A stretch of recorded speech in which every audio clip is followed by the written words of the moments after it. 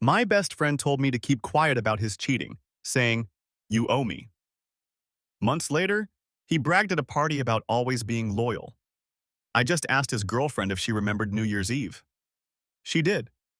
I'm Alex, 27, male, and this whole mess started on New Year's Eve. The kind of night that should have been all fireworks and champagne, but instead turned into a secret that rotted in my chest for months. My best friend is Ryan, 28, male.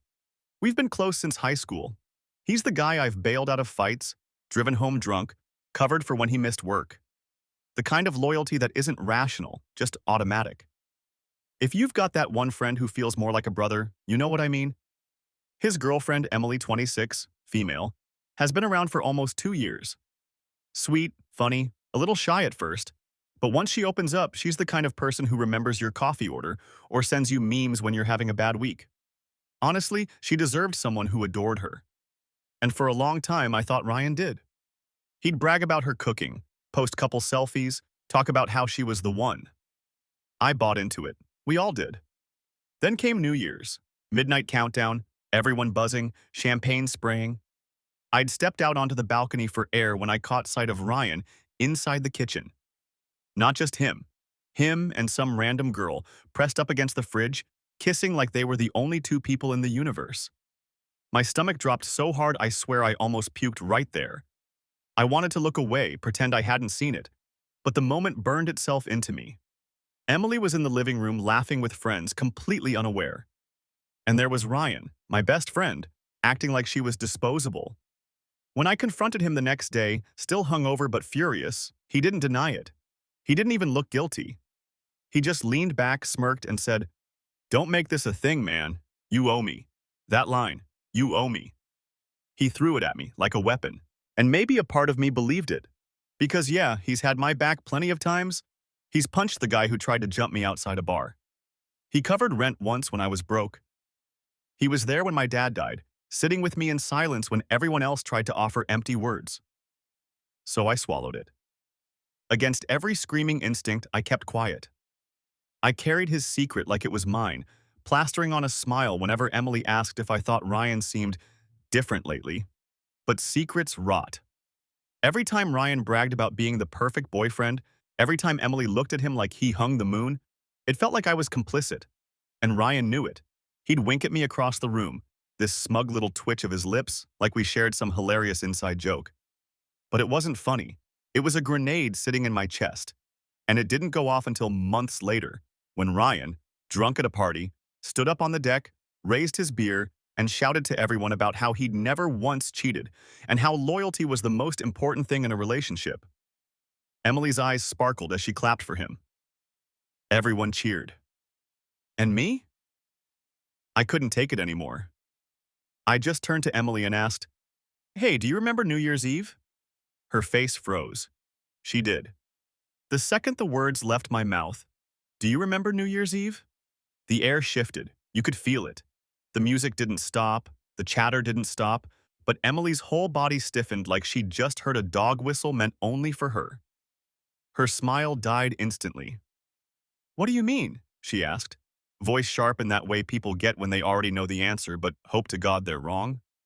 Ryan froze.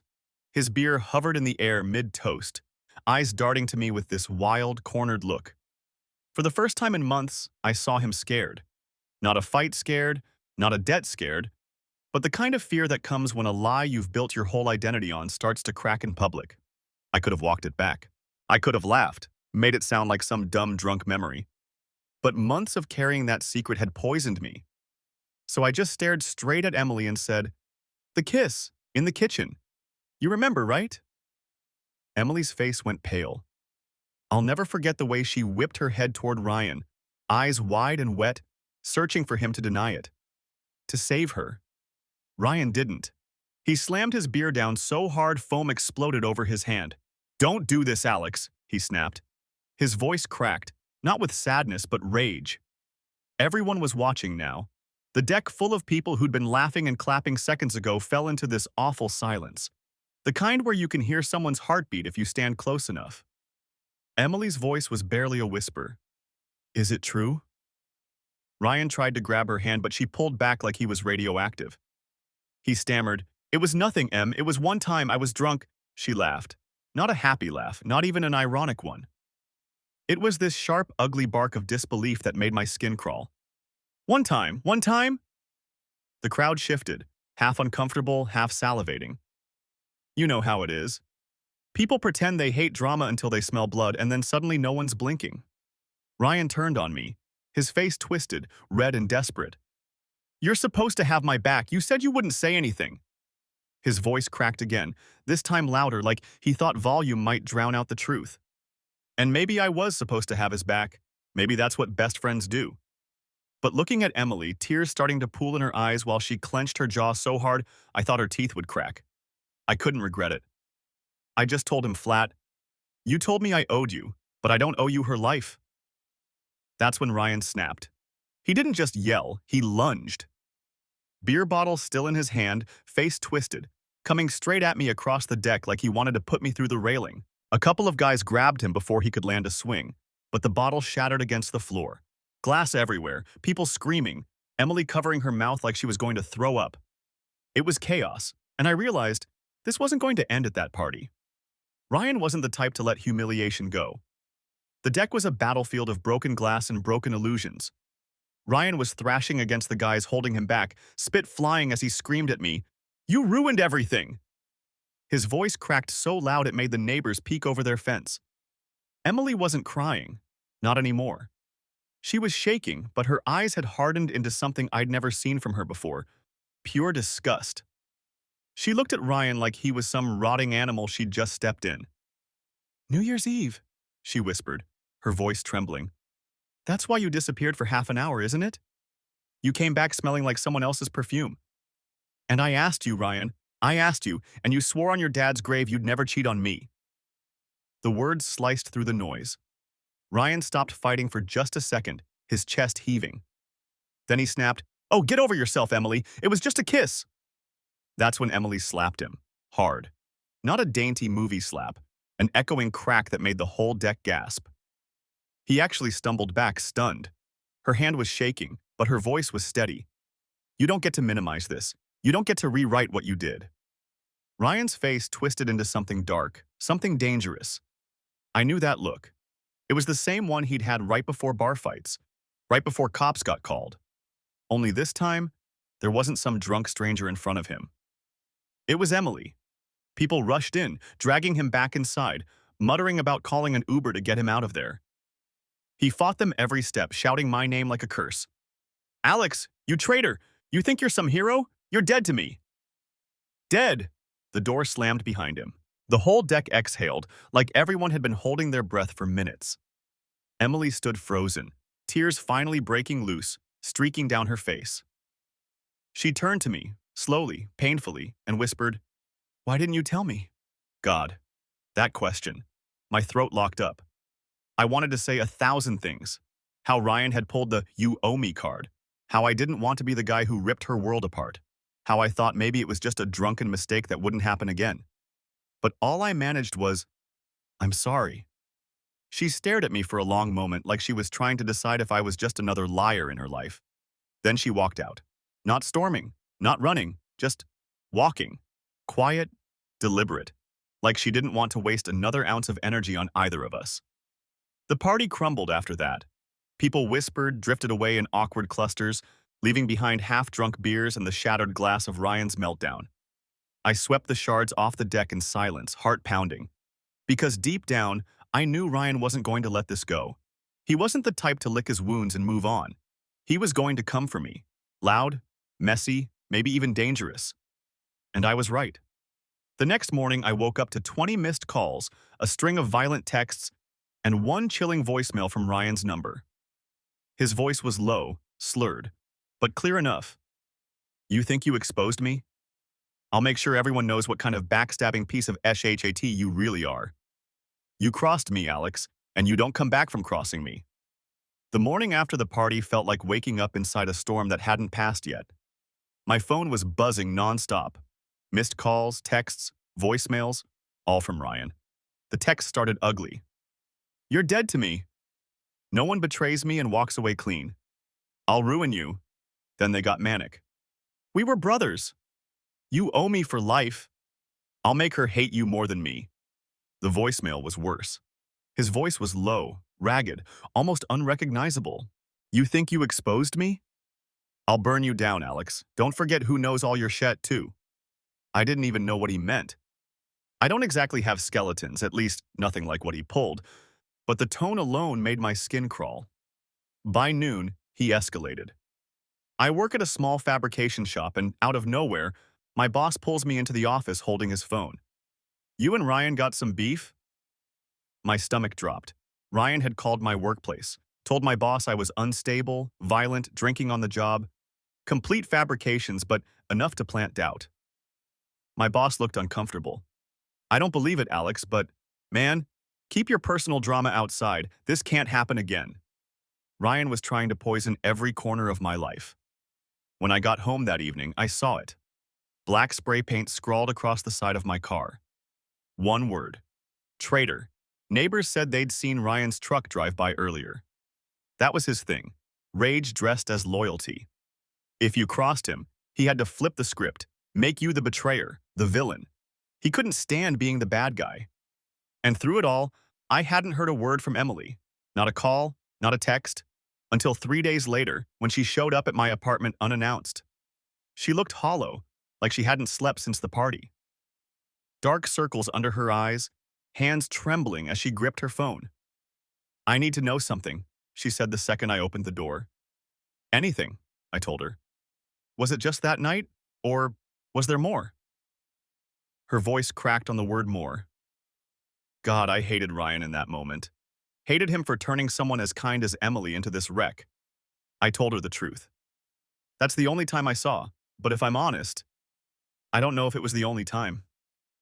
Her face crumpled. She nodded once, sharp like she'd expected it. Then she whispered, He came to my apartment last night, begged me to take him back. He was crying, Alex. Snot, tears, pounding on my door until the neighbors called the cops. My blood went cold. That was Ryan. Explosive, manipulative, unable to handle rejection. Emily looked me dead in the eyes. I told him no. I told him it's over. But he said if I ever talked to you again, he'd make us both regret it. Her voice broke then, and she started crying on my couch. I didn't touch her, didn't dare cross any lines. But I sat there helpless as the sound of her sobbing filled my apartment. Ryan wasn't just spiraling. He was turning into something dangerous, unpredictable, and both of us were in the blast radius. Update, wow. I did not expect my last post to blow up the way it did. I read through so many comments last night my eyes were burning, and I don't even know how to thank the people who said I did the right thing. For months, I thought I was just a shatty friend who betrayed someone I owed everything to. Some of y'all put it plain. You didn't betray him. He betrayed her. You just stopped covering for him. That hit me hard. And yeah, some of you were wild. To the guy who said I should have picked up the bottle shards and gone for his jugular, chill. I'm not trying to catch a felony. So here's where things stand since the party. Ryan lost it. Like, lost it. He's been blowing up my phone nonstop. Calls, texts, voicemails that swing from sobbing to screaming to full-on threats. He called my work and tried to tell my boss I was some violent drunk. He vandalized my car, spray-painted traitor across the side. My landlord is pissed because it happened in the parking lot and they don't want drama tenants. Emily, she came over to my place a couple nights ago. She looked broken, honestly. Asked me straight up if New Year's was the only time or if there was more. I told her the truth, that I only saw it once but couldn't guarantee it was the only time. She said Ryan showed up at her apartment crying, pounding on the door, refusing to leave until the neighbors threatened to call the cops. She told me she ended it for good. And then she cried on my couch for an hour while I sat there useless, trying not to hate myself for letting it go on this long. The scary part? Ryan told her that if she ever talked to me again, we'd both regret it. And from the way he's been acting, I believe him. I know a lot of you are saying cut him off, block him, move on. And I will. But I also know Ryan. He doesn't just let go. He'll spin this into me being the villain.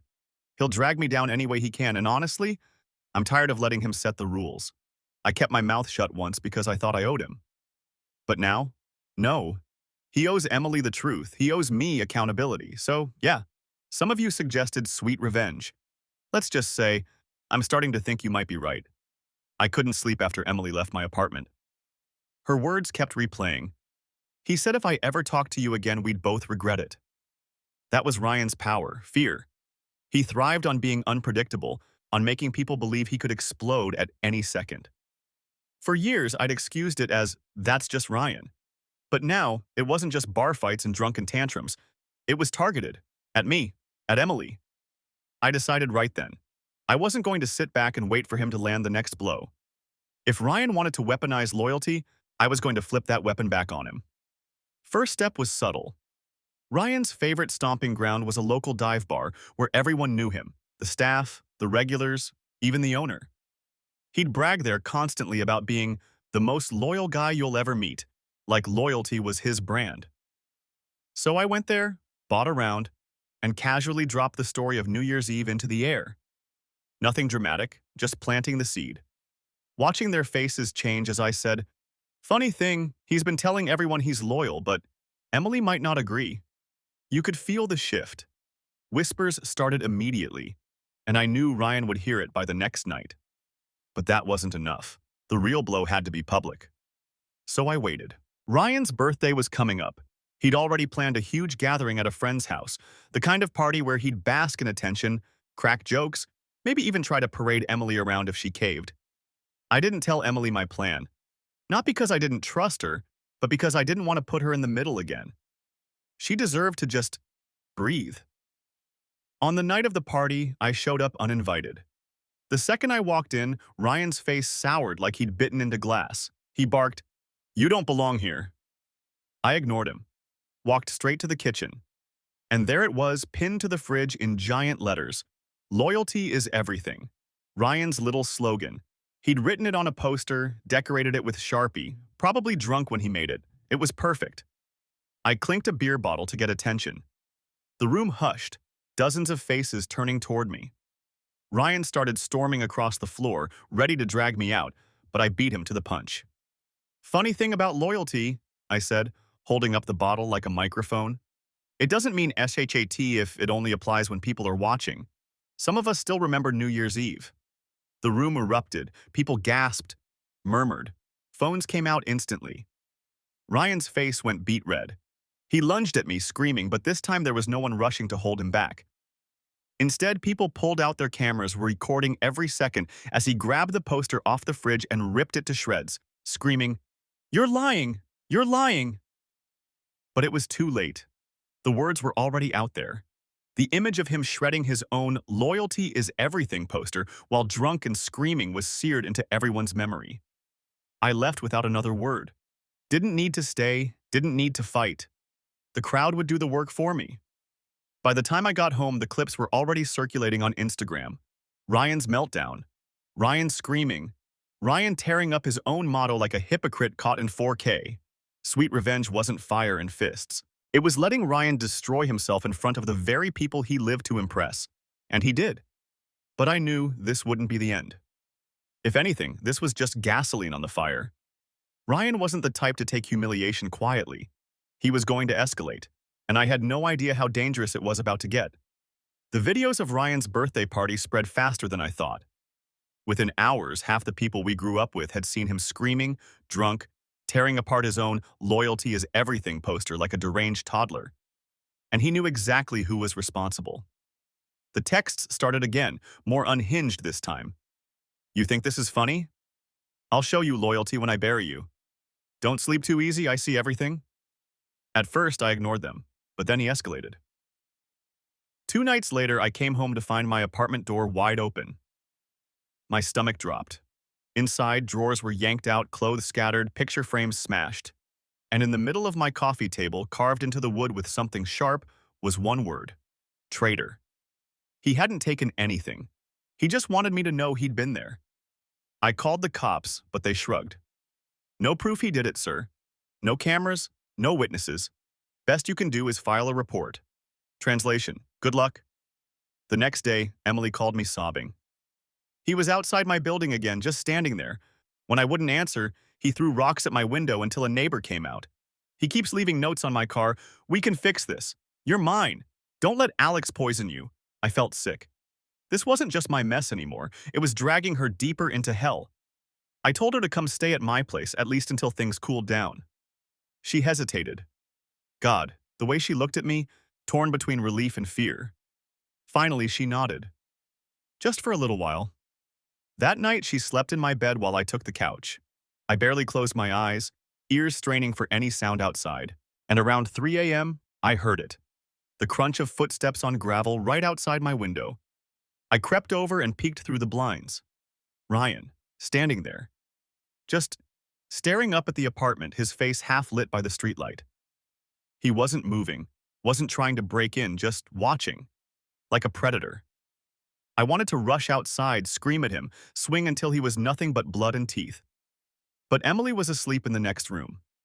If I opened that door, I knew he'd bait me into something I couldn't take back. So I just stood there, my hands shaking on the blinds, until he finally walked away. The next morning, Emily found something tucked under her windshield wiper. A photo of us, taken the night before through my living room window. Her curled up under a blanket on my couch, me standing guard near the window. He was watching, photographing us. That was the moment I knew. This wasn't just Ryan being dramatic. This was obsession. This was dangerous. And if the cops weren't going to do anything, then I'd have to end it myself. Update 2. I didn't think I'd be posting again this soon, but SHIT has gotten darker than I ever expected. And honestly, I'm half writing this just to keep myself from going insane. First off, some of you called it straight. Ryan wasn't going to stop at humiliation. A bunch of you warned me he'd escalate, and holy hell, you were right. He broke into my apartment. Nothing stolen, nothing touched, except my stuff smashed, drawers pulled out, and the word traitor carved into my damn coffee table. Like something out of a horror movie.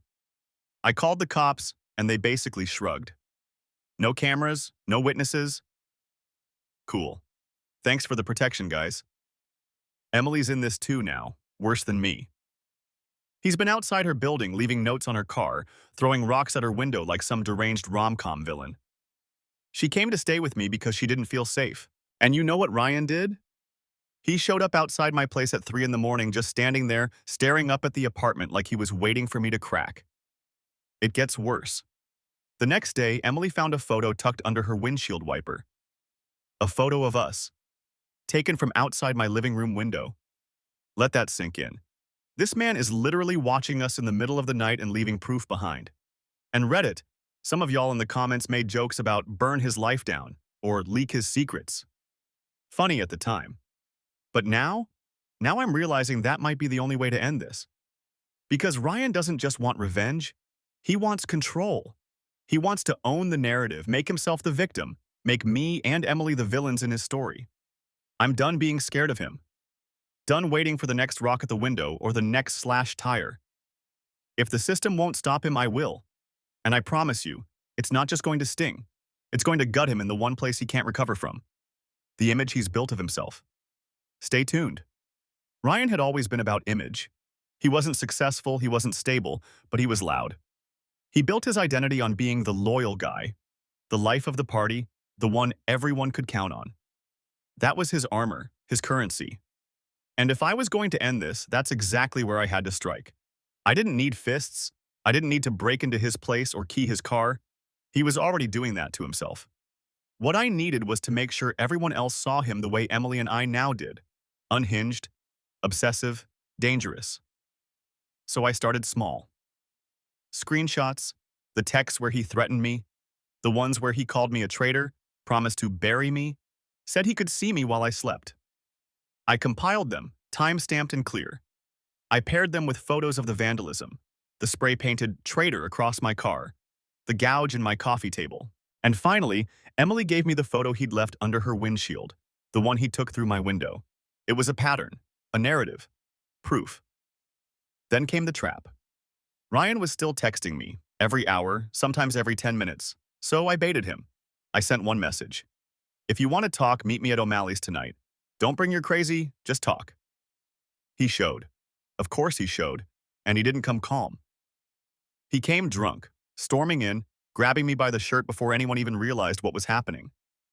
He shouted in my face about betrayal, about how Emily was still his, about how he was going to teach me a lesson in loyalty. The bar was packed. Phones went up instantly. Everyone recorded. And while he ranted and raved, I said nothing. I just let him unravel, let his words spill out in front of 30 witnesses and a dozen cameras. He shoved me into a table, sent glasses crashing to the floor. The bartender called the cops before I even blinked. By the time they hauled him out, screaming about how I'd stolen his life, I already had the clips in my phone, sent to me by half the bar. I walked outside, head still ringing from where he'd grabbed me, and watched as they shoved him into the back of a cruiser, spitting curses like a wild animal. That night, I uploaded everything, the screenshots, the photos, the clips from the bar. I didn't need to embellish, I didn't need to add commentary. Ryan's own words, his own actions, did all the work for me. By morning, the same people who once called him the most loyal guy they knew were calling him a psycho. His boss at the warehouse fired him on the spot, couldn't risk an unstable guy like that around employees. His drinking buddies ghosted him once the videos made the rounds. Even his own brother commented on one of the posts. "I warned you years ago, you did this to yourself." And Emily? She texted me just 3 words after seeing it all blow up. "He can't hurt me." For the first time in months, I breathed. But I knew Ryan. Humiliation wasn't going to kill him. It was going to make him dangerous. The only question was how much destruction he'd cause on his way down.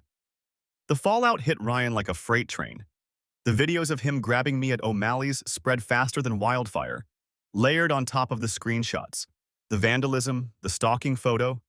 By sunrise, his name was a punchline in half the group chats in town.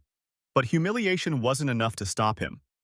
3 nights later, I woke up to pounding on my apartment door. Not knocking, pounding. Heavy, frantic, like the wood was going to splinter. My stomach dropped. I didn't even need to look to know who it was. "Alex, open the fucking door!" Ryan's voice slurred, broken, but booming through the hallway. I grabbed my phone, ready to dial 911, but something in me snapped. I was done being scared, done hiding. I opened the door, and there he was. Shirt half torn, eyes bloodshot, fists already bleeding from where he'd been hammering the door. He looked less like my best friend and more like some stranger who'd crawled out of hell. "You ruined me!" he screamed, shoving me back into the wall. "You think you're the good guy? You think she'll pick you over me?" His spit hit my face as he ranted, his body shaking with rage. Emily appeared in the hallway, barefoot, eyes wide. She froze when she saw him. "Ryan, stop!" He whipped his head toward her, and something dark flickered across his face. "You? You were supposed to be mine." He started toward her, hand outstretched. That was it. I snapped. I stepped between them, adrenaline flooding me. "You touch her, and I swear to God—" But I didn't need to finish because the flashing red and blue lights lit up the hallway before he could take another step. One of the neighbors had called the cops the second he started pounding on my door. Officers swarmed in, shouting commands, dragging him off me as he thrashed and screamed about betrayal, loyalty, how we all owed him. His voice echoed down the stairwell as they hauled him out, the last words I ever heard him scream. "You'll regret this, Alex. You'll regret it." Except I didn't. The restraining order was filed the next day. The vandalism, the break-in, the stalking photo, the bar fight, it all stacked up. Ryan ended up with charges, mandatory counseling, and a reputation so shredded even his family stopped picking up his calls. As for Emily, she didn't look back. She blocked his number, changed her locks, started therapy. She still has scars, but at least she's not living in his shadow anymore. And me? I finally understood something I should have years ago. Loyalty isn't about covering for someone's worst behavior. It's about standing by what's right, even when it costs you. Ryan thought I owed him silence, but what I really owed was the truth. And in the end, that's what destroyed him.